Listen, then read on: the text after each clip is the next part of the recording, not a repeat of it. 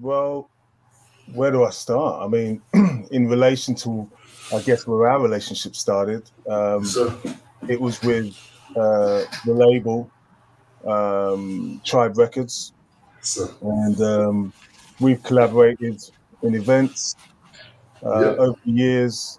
And yeah, I started the label Tribe. I think it's going on to 13 years now, 14 years. Yeah, it was a label that started out of the UK, along with an event that would happen in the UK. And that event then went on to have residencies in Paris, in the WMC, in tours in the States. Bro, the Miami residency was something else, man. Yeah, that was some good times. The National Hotel, I still remember to this day. Yeah, you guys were dropping some of the. It was the biggest event of the conference, hands down. Yeah.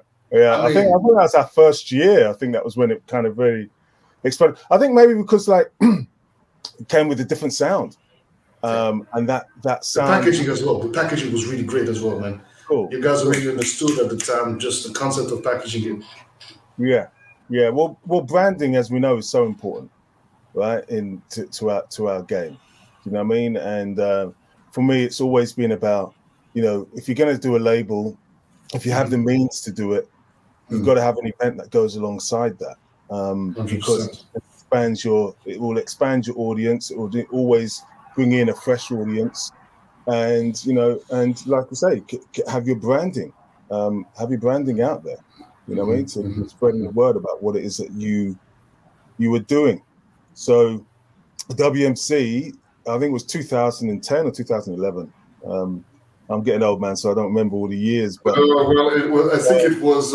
If my memory doesn't play with me, neither. I think we're looking at 2010. Yes, around the time. Yeah, around that time. Yeah. And you came in and played. I think Kulo came in and played as well. Exactly. Yeah, he was a very young Kulo at the time. Indeed, just up and coming. Yeah. You guys broke a lot of talents too, man. Jeff, oh man. Well, you introduced me. You introduced me to Jeff. Yeah, I did introduce you to Jeff. Yeah. And because I knew it was the perfect match. I just knew, and we did, and bear in mind, I've been as offering, we didn't have that. I mean, I didn't have that the power play that you had, and interestingly enough, like the way Tribe really took things over is unprecedented in the sense that everything was unprecedented. Bear in mind, you remember, bro. We literally started the whole thing, so everything we were doing was new. Yeah. And and the last time I had a conversation with somebody, I said, right now, there's a couple of labels that are doing the things in the Afro House realm, even though it's more Afro tech than Afro House. But the only label that really had that impact both on releases and also event-wise is Tribe Records. And since then, we've tried to do our own event, and it never really matched the level of production and of just quality that Tribe managed to put together. But also that might also come into being understood, given the background you have, because you're not a newbie in the game. You've been at this for quite some decades, and maybe that experience may have played a role in giving you a bit of a lead, advantage. Yeah, I guess it did, because I've always been around events since my teen years, so I've always seen how events have been put on a load of events and tours for bands well before I kind of got to the Tribe days. And was that in the UK at the time? Or? Yeah, that was in the UK, UK and the US. I was a manager for 10 years, actually. Managing, I remember you mentioned that to me. Managing producers, songwriters, and artists, and that also that involved taking my artists on tour. Around the country and Europe at times. So that kind of taught me a lot. seeing how those tour managers work, you know. So yeah, as well as, you know, having my stint of managing clubs myself. I used to manage the what used to be called the Decks, which is now the Prince of Wales. Prince of Wales, yes, indeed. Yeah, I remember. You brought me there the first time. Yeah, so I managed that for a good 2-3 years as well. So yeah, it's just kind of being around, you know, clubs and that environment. You just pick these things up. 100%, man. I mean, and you were one of the. I mean, I'd love for us to. You know what is interesting, because this is what I love with this show as well. We start with one idea and then we end up just talking about, you know, still related to the company, but just go right into it. And I love that idea, because I don't think you and I we had a chance to really tap into this, and it's even more beautiful that through this mean of technology we can actually share that with the world, because the way you even managed to actually associate Tribe Records to other brands. Like, I remember the Miami conference, or the first event you guys did was I mean, the who's who of the industry was there. And then the second one you guys did the following year, it just was an absolute rampage, man. I remember, like, it was mad. And just the brand associations. Like, I remember you had like these, you know, the speakers, the very strange speakers. It was the beginning for the speakers as well. It was a new thing. It was Void. They just launched, and so we got Void to bring in the sound system. And that was their kind of like their stage to launch their product at WMC. Bro. And now they're everywhere, Void. I mean, they've done really well. Been a lot of clubs. But you see, but this is the thing. So having had this capacity to be able to pitch the product to these guys and say, okay, come alongside and, you know, let's do something together. I don't know how the conversation went, but, you know, that is something that you clearly see is lacking even to this day, you know, because we don't have enough access to the knowledge on how to actually present a project and a product that can be attractive for potential announcers, potential, you know, sponsors, business partners. And man, I remember this was really mind blowing. I mean, you know, you had the goodie bag, you know, a lot of things go hooked up nicely.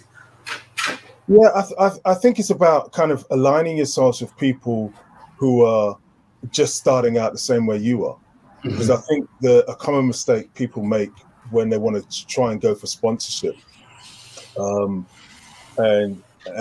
is that they try and go above their means.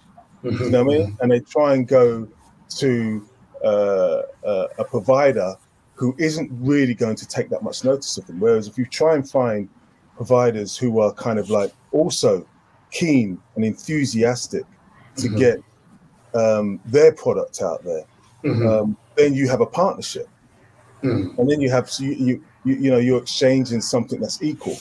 Yeah, you know what I mean? And I always think that's the best kind of partnership is an equal exchange. Do you know what I mean? So yeah, I think it's just about finding yourself with like minds, like you and I. Do you know what I mean? In terms of the events we've done together, you know what I mean? It's just kind of like, you know, when you know you click with somebody, then you know that there's something there for you to, you know, that can formulate. It feels obvious, like natural. Like there's no resistance in the whole fluidity. Yeah, exactly. Which is important. It's important. It's crucial. So yeah, it goes down to just a basic feeling comfortable with the person you're interacting with. Yeah. Or at least establishing that baseline where you can find common grounds and sort of like build from that point onwards. That's right. Right.